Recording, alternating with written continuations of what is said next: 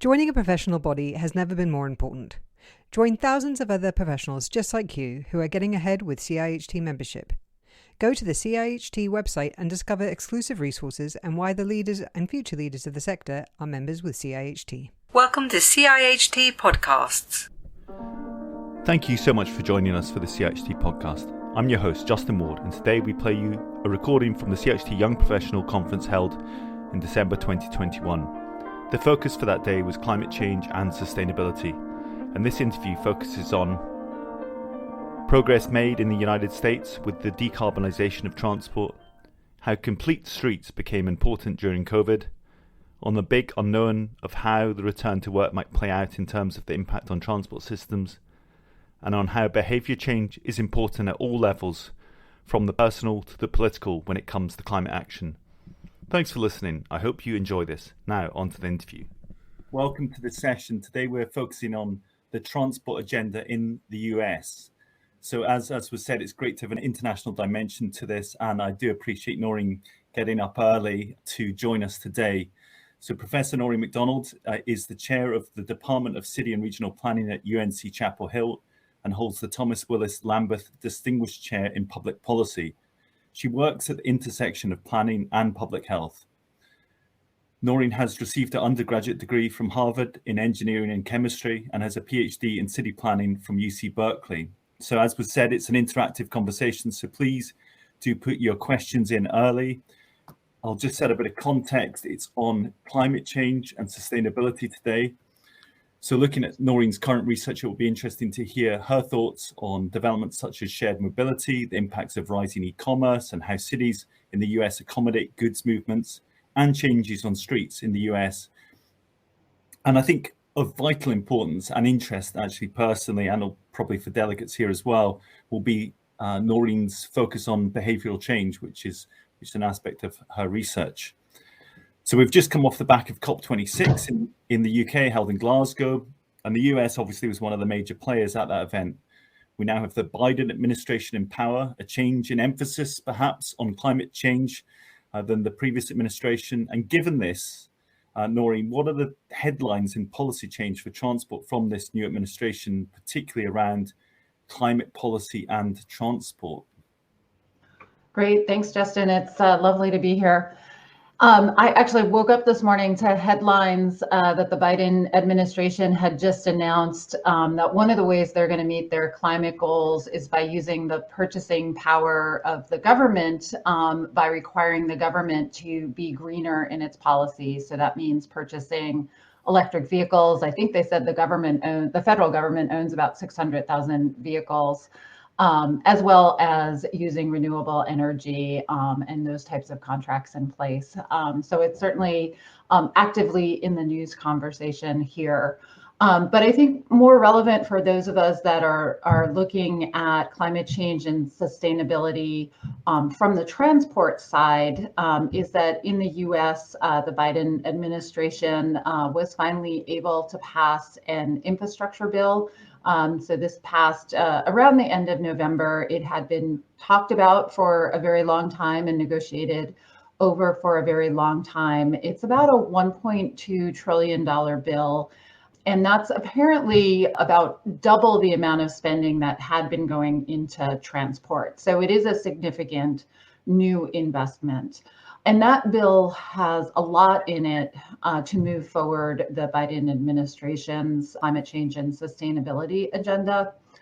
They're really focused on technology change in that bill, and there's a lot of emphasis on supporting electric vehicles. And so they've set a goal of, I think, 50% of new car sales being electric vehicles by 2030. And so to support that, they're talking about increasing a tax credit for individuals that purchase electric vehicles. It would, I think right now it's about $7,500 and it would go up to about $12,500. And then they're also really focused on building out this charger network, because I think, all of us understand our own purchasing behavior and can see that the charger network and sort of the assurance that you can really get from point A to B, should you actually decide to go on a somewhat longer trip, is a really critical part for having higher penetration of electric vehicles into the market.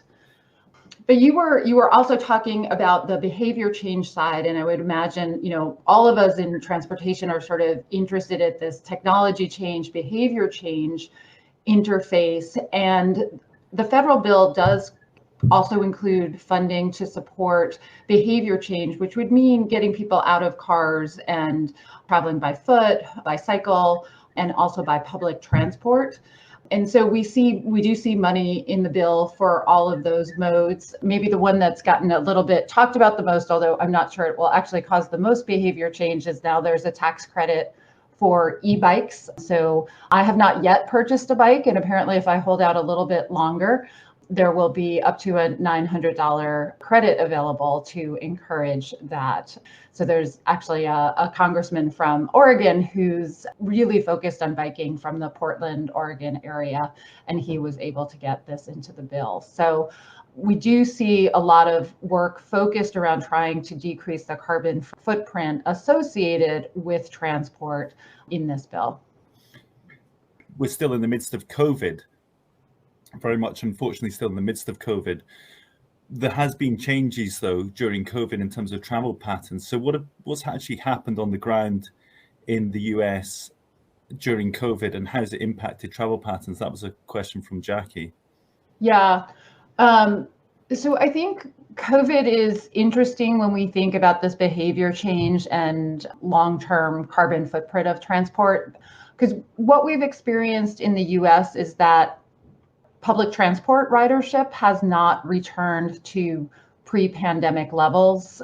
I happened to pull up the numbers yesterday just to double check that was still the case, and New York City publishes them. They have a running tally you can check for any recent day, and they're still kind of at, bus ridership is maybe closer to 65 or 70% of pre-pandemic level, but more the commuter rail lines and even the subway in New York City is more around the 55% level. So the pattern that we have here is that public transport has not yet come back, but we do see road travel, vehicle travel coming back to pre-pandemic levels.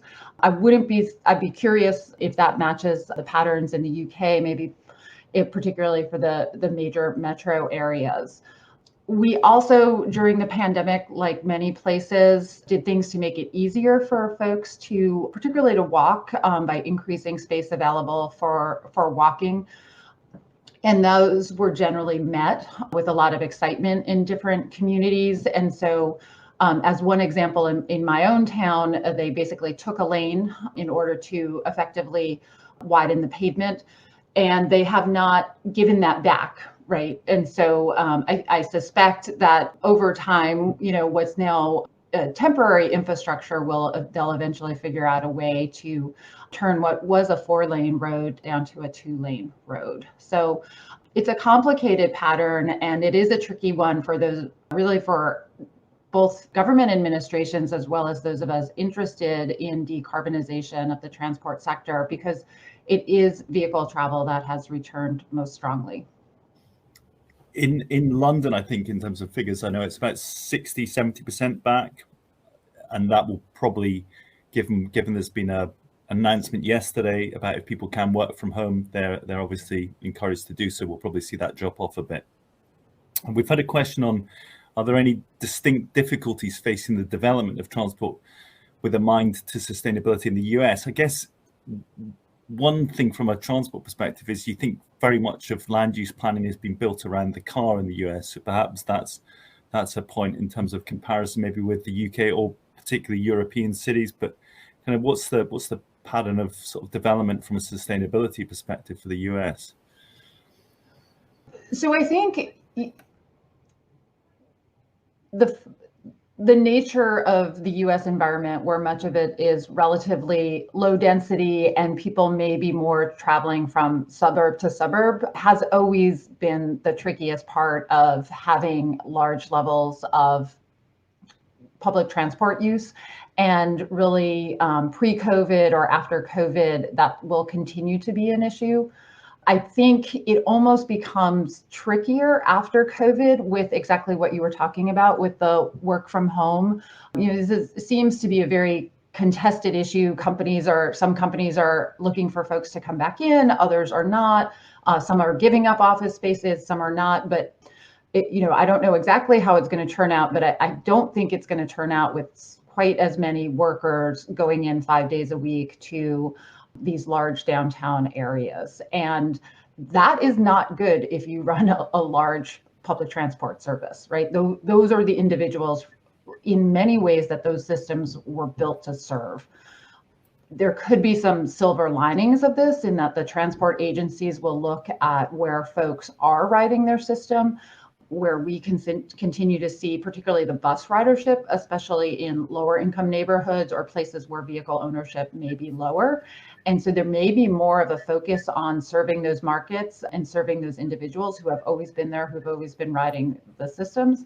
But it certainly is relatively tricky, and it's tricky for the behavior change parts as well. Although obviously not driving into the office, increasing the work from home share has its own sustainability benefits depending on how people spend the rest of their time. If we're all making small trips around town, but maybe those could be better served on foot or bicycle. I mean, some of the subletting patterns, there's been some changes in the US. It'd be interesting to hear a bit about that, if you've got any kind of evidence on what's been happening, kind of decisions on subletting and what companies are thinking in that space. But I mean, I think it's worth putting. There's a question we've got as well. So maybe if you could touch on some of the subletting bits, that would be interesting to see what's happening in office space. And then this long-term commitment you mentioned at the start, the procurement, and the UK is also thinking about that, how we procure for a sort of policy environment that deals with climate change in terms of decarbonisation and so on. But I mean, there is this, it's not a new thing, climate change, and it has been around for, I mean, there's been awareness of it for a long period of time, but it's that kind of mindset shift that I think happens, which is happening probably on an individual level, but also very much on a political level. And I did touch on COP at the start, but how do we've got a particular question on this, so I'll just read out the question Jason asked. Climate change has been an issue for a long time. How can we change the behavior of politicians to make sure that long-term policies are put in place to adapt and mitigate? So any kind of thoughts on that as well? So I throw in a few things that makes. Yeah, that's, I'll let the latter one percolate for a little bit and just go back to, you were mentioning subletting. And so I'm sure sort of similar to some of what you're seeing in the UK is we've seen some really large companies like United Airlines, which had a major office space in downtown Chicago, has opted to sublet about 20% of that space. Salesforce, which is, I actually really have no idea exactly what they do, except that I seem to know a lot of people that work for them, and a lot of people, they seem to be all over. They're subletting 50%, I think, of their building in San Francisco. And so we see, real retrenchment there amongst some of these companies, again, doing it in ways that, subletting it's not a permanent basis. I thought one of the more interesting quotes was Jamie Dimon, who's runs JP Morgan Chase, said that they anticipate needing 60 seats for every 100 employees moving forward, right? So sort of starting to quantify what that office environment could look like.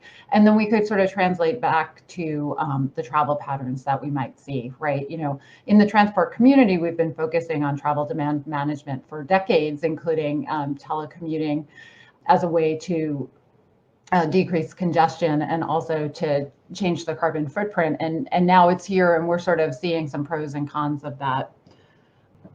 But getting back to, I think, what's a really important question that you just read off about how do we actually get traction on this issue, which is not new and is not changing, is recognizing the complexity of it, right? I do think changing the procurement practices, those contracts are, that was actually one of the reporters' questions this morning to somebody from the Biden administration. And it said, you guys only have 3 more years? Somebody else is going to come in, maybe. And their response was, well, we're putting in place very long-term contracts, right? And to try to mitigate that. But that is one answer, but there is clearly change based on whatever administration comes in. I do think there's also a behavioral component to it, which is seeing and proving the effectiveness of some, particularly of the electric vehicle technologies in fleet type settings. One is a very strong proof of concept to individuals who might use them in that work environment, but also showing other companies who may not have that same purchasing power and may not flip over, showing what the effectiveness of that is to the business side, and then that translating out into other companies as well with their own practices in terms of vehicle purchase and other downstream things. So I think, but that's a very slow pathway, right, that we're laying out.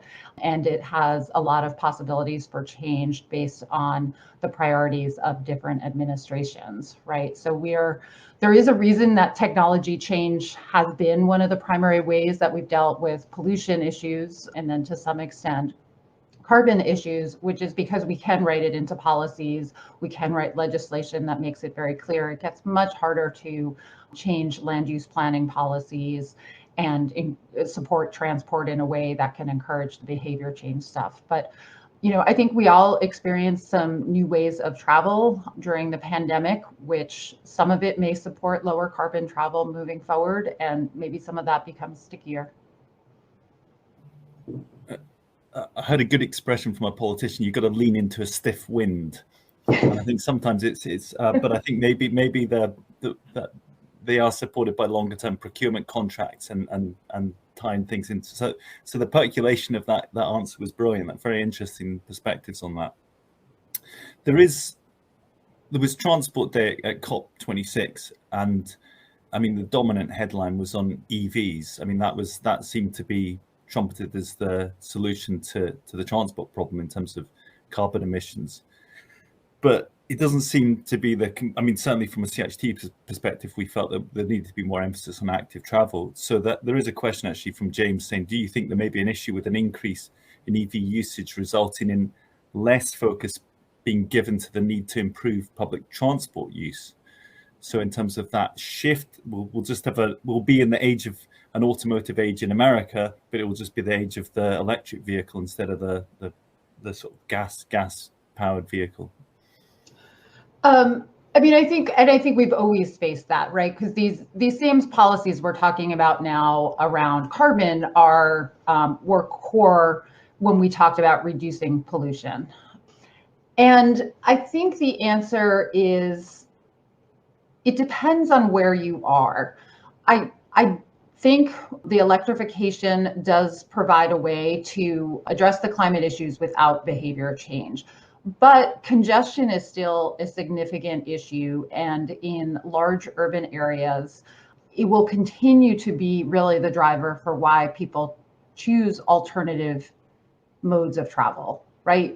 We tend to talk a lot about DICs and I'm going to have my EV rebate and all of this stuff, but at the end of the day, people are usually weighing time and cost, and parking charges at their destination are huge disincentives. So actually all of the behavioral stuff we've always known, which is it is sometimes more about the disincentives and the sticks that allow people to change their behavior.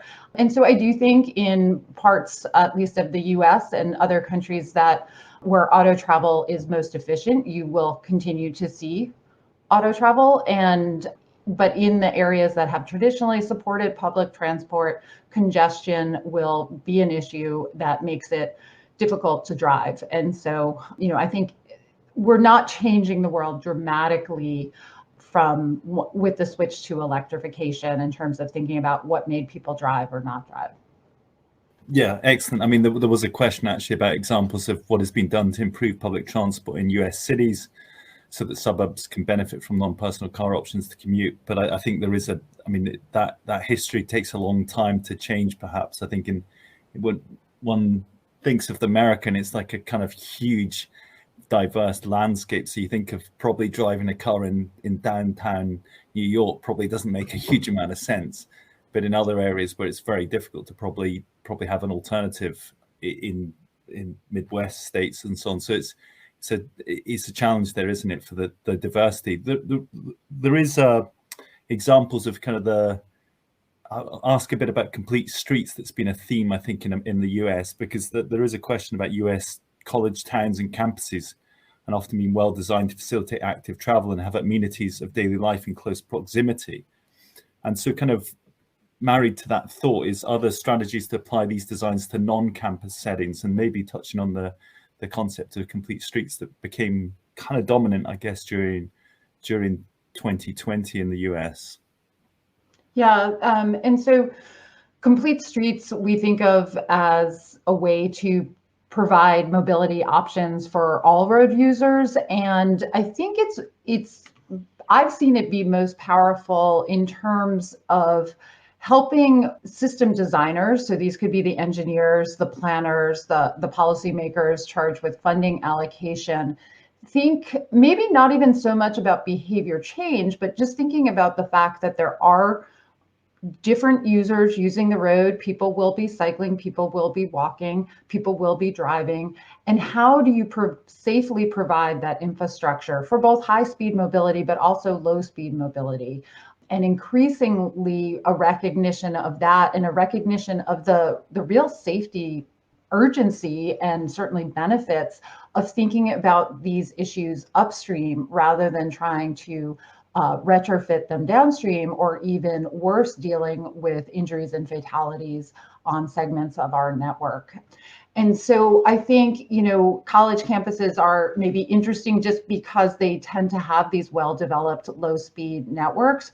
But increasingly, we're seeing cities that had put in bike networks have adapted maybe a little bit more easily to this kind of evolving ecosystem on our streets, whether that's some freight vehicles, freight cycles, making drop-offs. And so that thinking about it not just as a bicycle network, but as a low-speed network, which can accommodate scooters if people might be using scooters, and are a little bit more flexible as we have some of these new modes emerging.